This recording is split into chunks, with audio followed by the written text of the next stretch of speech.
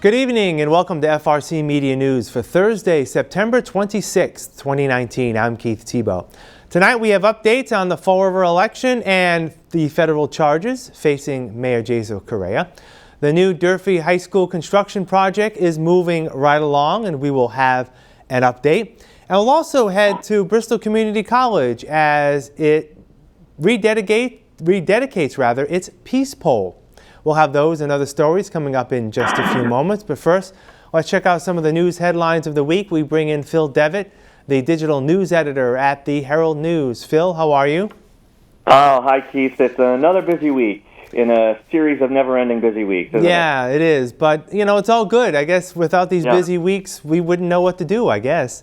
That is correct. Anyway, let's get right to it. Let's get to the latest in terms of the federal charges against Mayor Jaso Correa. He is slated to be in court next week to face a second round of arraignment relating to the second set of charges from early this month. And it looks like the mayor has filed a motion to see that whether the mayor even needs to be in court next week and to file his not guilty verdict without needing to be in the courtroom.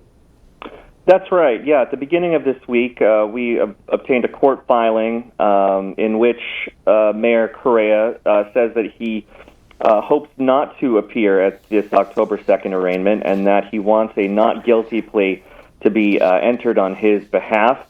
His reasoning behind that is unclear at the moment, as well as, you know, if this will actually be the case or if he will have to show up. But in this filing, Correa indicates that he's discussed these very serious federal charges with his attorney, Kevin Rededicated. He knows he has the right to be there, but he would like to waive his appearance. Of course, Correa was last in court on September 6th, which was the day he was arrested for the second time in less than a year and charged. And before his most recent arrest, his trial date was set to begin. His trial was set to begin in February. And now it remains to be seen with this latest slate of charges if that will be rescheduled as well. Our reporter, Joe Good, here at the Herald News is becoming quite familiar with the federal courthouse at which the mayor is scheduled to appear. We talked last week, Keith, about how three of Correa's co-conspirators pleaded guilty to related charges. And now there are even more court matters before the mayor involving the city council, which I think we're going to talk about as well. That's a perfect segue. As we know, the city council voted to remove the mayor from office. They feel they have the right to do so under the charter. The mayor, of course, did not vacate the office on 6th floor. This week, the city council officially decided to file a complaint in Bristol County Superior Court seeking confirmation and a judicial enforcement of its vote. That'll be heard next week. So talk a little bit about that. And just in the past few days, City Corporation Counsel Joe Macy has asked that the court allow the city to intervene in this case, even though that both the city council and Mayor Correa will be defended by other attorneys outside of Government Center.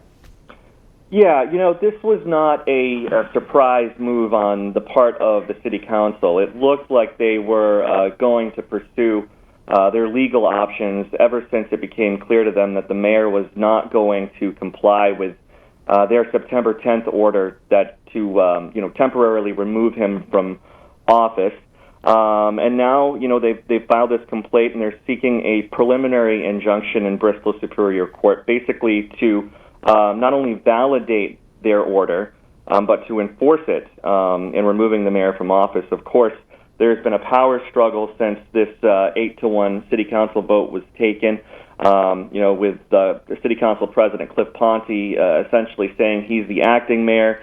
And then you have Correa, who is maintaining his innocence, but also saying, look, the council has no authority to remove me from office. I'm going to stay right where I am. Mm-hmm. And then, of course, Keith, as you mentioned, just a couple of days ago, Corporation Counsel Joseph Macy telling us that the city has filed a motion to intervene. Why? Because he says so the city can have a voice in this matter. So October 1st, it's set to go before the court.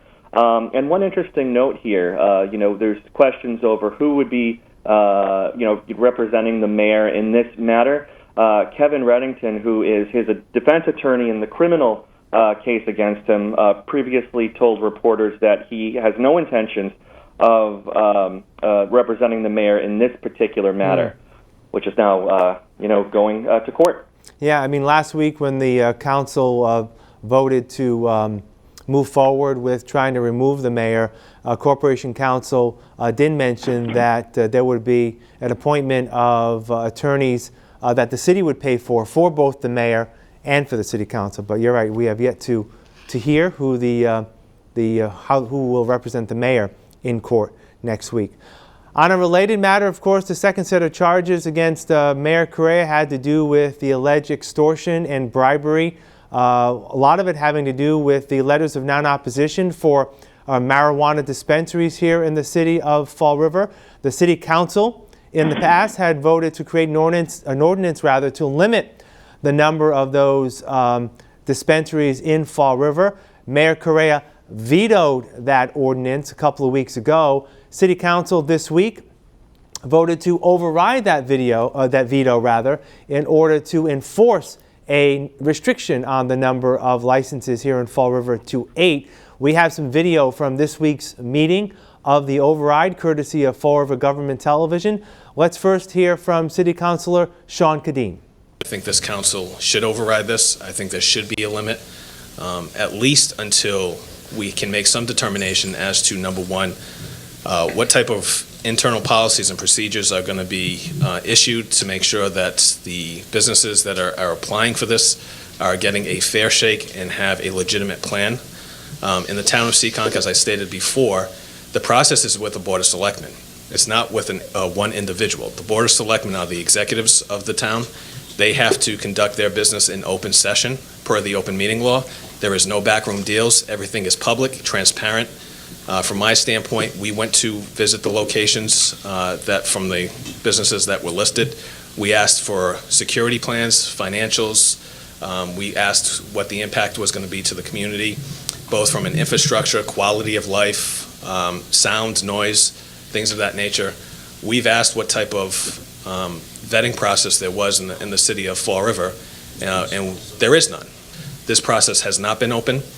This council has not had any say whatsoever in terms of the number of licenses. And if you recall, when we were starting to limit the licenses, it started at 11, then went to 13 and 14. So the only person that's disadvantaged at this was Jazel Correa, because obviously he could not issue any more licenses if we put a limit on this. So I think now it's time to put the limit and just take a pause on the issuing of these host community agreements to make sure that we know who they are, the companies that are coming in, and that they're actually getting these licenses on the sole merit of their business and their business plan and their model and what they're going to give back to the community. Now, as we have seen in terms of votes related to Mayor Correa, Councilor Steve Chimera has been a supporter of a lot of the mayor's initiatives, and he was the lone vote to vote no to override this veto. Let's hear what he had to say.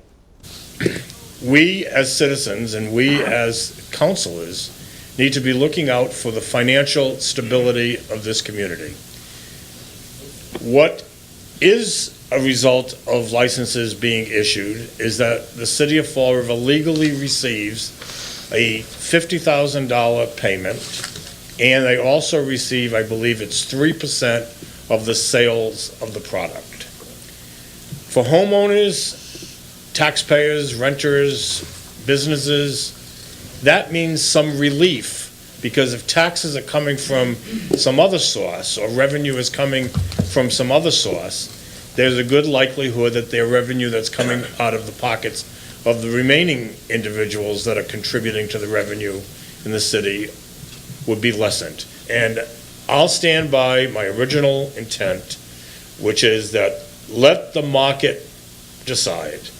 If three open businesses are all that can survive financially, then there will only be 3. If there are 8, there'll only be 8. Let the market decide. As the market decides every business in the city, the market decides on how many businesses of this type? Well, Phil, it looks like that the City Council, obviously this will now become into effect, and this was the basis of, again, the second set of indictments against Mayor Correa, and it looks like that, you know, we've heard of a state legislator from New Bedford looking to have the city receive no more licenses, or even the state delegation looking for a moratorium. So it just looks like more of, you know, putting a break in some way, shape, or form in terms of marijuana licenses here in Fall River. Yeah, you know, as you just noted, you know, pressure from state legislators now. There's certainly, you know, mounting support for putting the brakes on state licensing, at least temporarily. On the local level, you know, look, it's not unusual to see the council and the mayor, especially in this city, at odds with each other. But really, in this particular situation, it's unprecedented. You have the council, which has essentially said, and now through this order, that Correa is powerless or doesn't necessarily have the authority anymore. And especially given that he's under federal indictment for allegedly extorting from marijuana companies, they're saying, look, I don't think he should have any say in any of this stuff right now. So it's going to be interesting to see, you know, where this goes from here, both on the local level and the state level. There are a lot of different things here at play, and of course we have to keep in mind that businesses are affected. Right. You know, we had 4 marijuana vendors named in this indictment. There are plenty of other businesses in addition to that trying to, set up marijuana dispensaries here in the city that might have had nothing to do with this stuff, and now they're caught up in it and, subject to the consequences for actions in which they had no part. Yeah. I want to get into now, finally, in terms of the election coming up in November. Of course, City Council, Mayor, School Committee all on the ballot.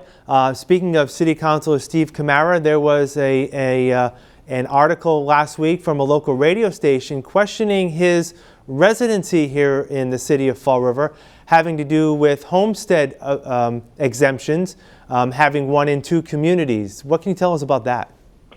Yeah, so there was a local radio station put out an article basically saying Steve Chimera has a home in Westport, and this article essentially, an opinion piece, questioned Chimera's ability to serve on the city council. So we talked to Stephen Chimera earlier this week, and indeed he does have 2 residences, one here in Fall River and another one in the south end of Westport down near the beach. We're continuing to look into the issue.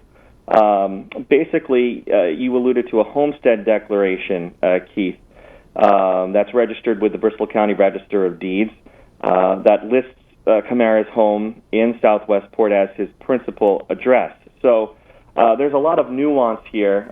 We talked to the Secretary of State's office about what constitutes a principal address or somebody's primary residence. Yeah. Basically, we talked to Stephen Chimera, and he said that he considers himself still a Fall River resident who uses this home in Westport as a reprieve or a place to go for a vacation and rest and that sort of thing.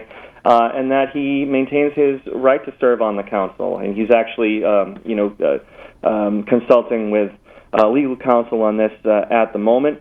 And Chimera is also suggesting that, these accusations about his residence are politically motivated. As we mentioned earlier, he was the lone no vote on the city council when it came to removal of the mayor.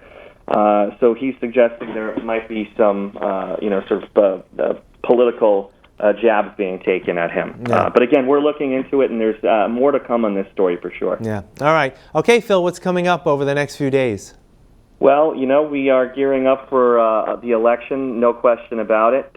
So we expect to see a lot of coverage coming up on that, not just the mayoral race, but of course we have school committee and city council. And we're planning some fun stuff, too. We always like to have some fun stories. So look for some lighter features to maybe rest your minds and your souls this weekend. All right, sounds good, Phil. We'll talk next week. Take care. Take care, Keith. We'll have more FRC Media News after this. Here are some job descriptions on the latest hot jobs list from the Mass Hire Fall River Career Center. Accounting Assistant, Family Service Association, located at 101 Rock Street, is looking for a full-time accounting assistant, responsible for assisting the accounting department with daily functions including but not limited to analysis, monthly, and annual reporting. Job number 126-29466. Professional Dog Walker, Furry Fellas is looking for a part-time professional dog walker, providing dog walking services, pet sitting services, in-home dog boarding, and overnight pet sitting in the Fall River area. Job number 126-29431. Bartender. The Belmont Club, located at 34 Franklin Street, is looking to hire a part-time bartender, responsible for mixing and serving alcoholic and non-alcoholic beverages to customers.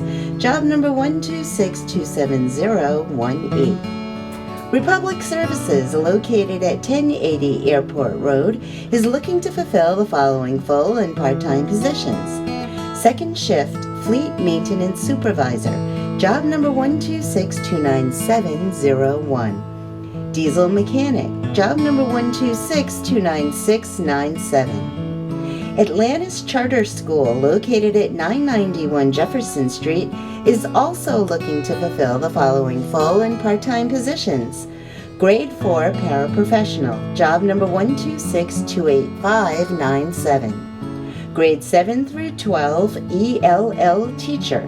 Job number 126-26629. For more information on these or other positions, visit masshireJobQuest.detma.org or call the Mass Hire Fall River Career Center at 508-730-5000. BMC Durfee High School on Ellsbury Street is moving briskly and ahead of schedule. Here's the latest update on the $263 million project. We have 2 or 3 of the sections of the building that are already up 3 stories, and they're progressing, fantastic. We're hoping most of the steel will be up by Thanksgiving. We are pouring concrete slab, so slab on grade, meaning ground floor, and then slab on deck, which is the upper floors. We have the parking lot being built. Parking lot A, which is the largest parking lot on the site, that's being built as we speak, so we can get it paved before the winter. And the plumbing, underground plumbing, electrical, are still ongoing, but just about wrapped up, so that they can start really pouring. I mean, the site is taking shape every day. There's a lot going on here, a lot of employees, both of the contractors and the OPM and the designers, so there's a lot of people on site here, a lot going on. Obviously it's the end of September and school is in progress. Any disruption? No, and it's funny because it's as if the kids already are used to seeing us here and everything is going on right in their backyard. I mean, there are moments, and we will have moments, that there's a lot going on here, and it catches somebody's attention. As we put that framed roof, that hip roof, that is catching some attention.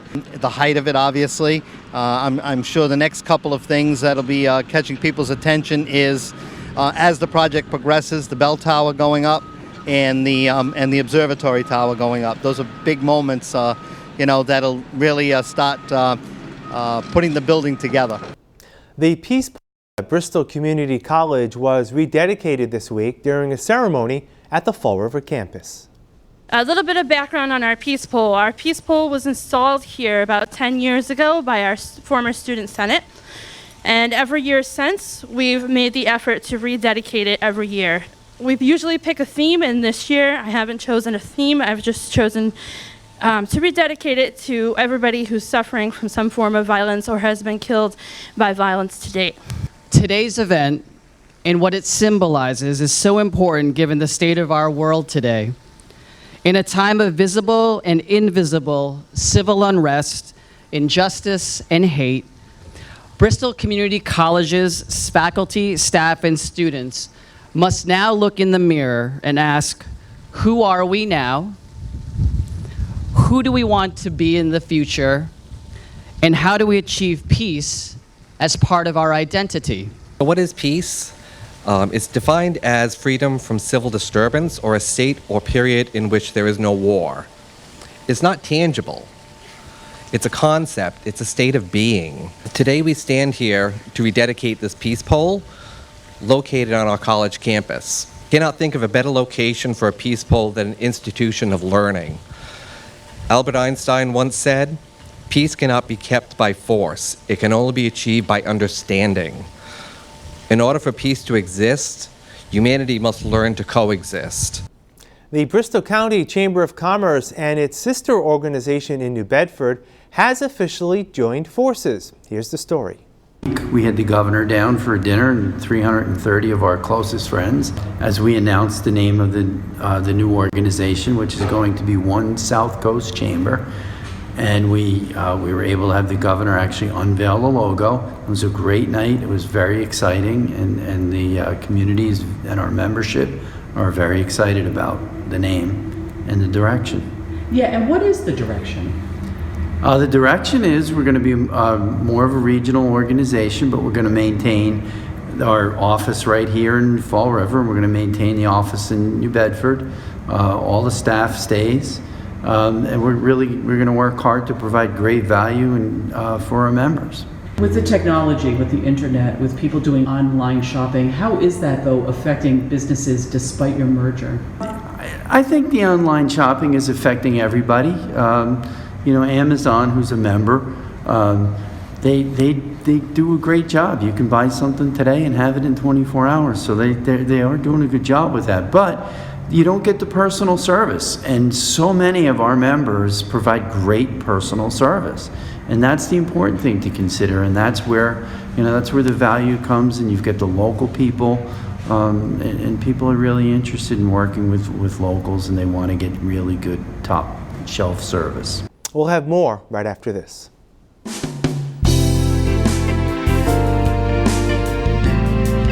Thank you for considering a homeless pet today. I hope you enjoy what you're about to see, and as always, please feel free to contact the shelter before coming down to make sure that the pets you're viewing are still available for adoption. We can be reached at 508-677-9154. Hi, welcome to Hot Dogs and Cool Cats. Today we have Smokey Joe here. Smokey Joe is being a little playful right now, as you can see. He is an older guy, about 12 years old, but as I just said, he still has his playful moments. For the most part, he just kind of likes to lounge, though. He spends most of his days up here on this cage, so which is why I'm figuring I'm coming up here. I'm going to get on his level. But just the other day, I was playing with him with a wand toy, so he can still be a spring chicken. He's still in good health. He'd make a good companion if you lived alone, or even if you lived in a family.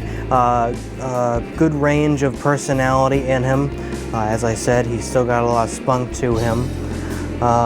And he's kind of a gentle giant. Yeah, he's in good health, he's in good spirits, and he's got a good personality. So if you'd like to meet Smokey Joe, come on down to 300 Linwood Street in Fall River, Massachusetts at Forever Paws Animal Shelter. Today we have Kia. She is a 9-year-old Beagle mix. She is spayed. She does get along with other dogs. She's very affectionate. She loves to be with people at all times. Super sweet. She is very sensitive. She's not really thrilled about toys. She just likes to be right by your side and be pet. So come down and meet Kia at Forever Paws. We are located at 300 Linwood Street, Fall River, Mass. She would love to meet you. And finally this week, the Maplewood Independent Youth Baseball 8 and Under team in Fall River received some kudos this week from the City Council during its meeting. Let's take a look. I just wanted to point out that these fine young gentlemen right here had an amazing season, an amazing summer of baseball. They were not only the district champs, they went on to win the state champs, then the New England champs, and then the Ironman champs at the Cal Ripken World Series. Unbelievable job, guys.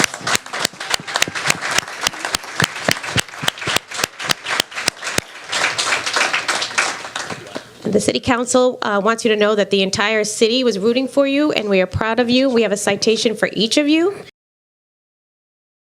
Television to allow us to use that footage of this week's meeting.